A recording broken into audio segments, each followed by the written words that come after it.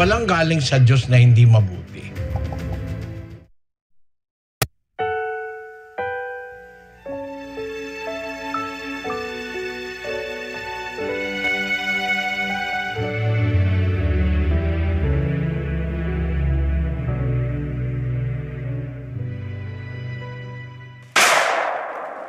Source video, Bro Eli Channel.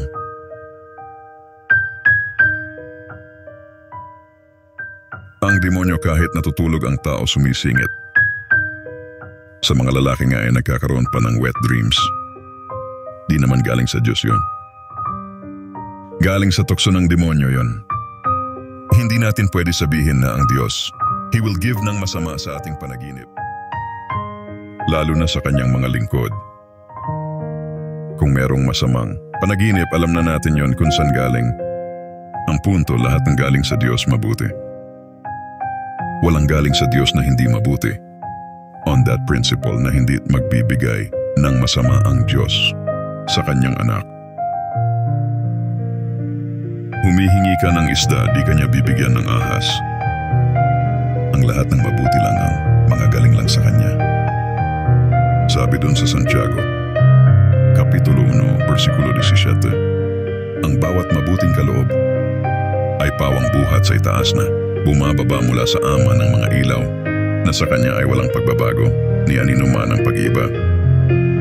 Every good gift and every perfect gift is from above and cometh down from the Father of lights, is no variableness, neither shadow of turning.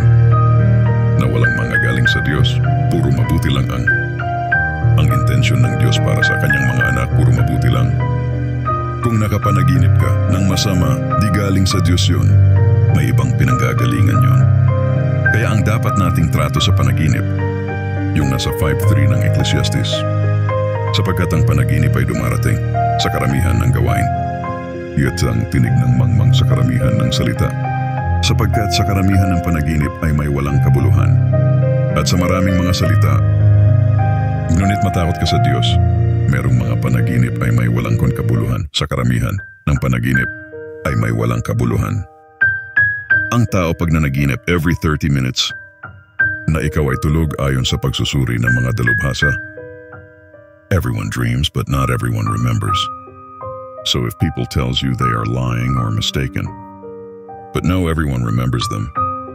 When they wake up, humans dreams every half an hour, but seldom remembers them, because they are in total REM, meaning a deep sleep, moving eyes rapidly. Under closed eyes, ang tao nananaginip every half an hour.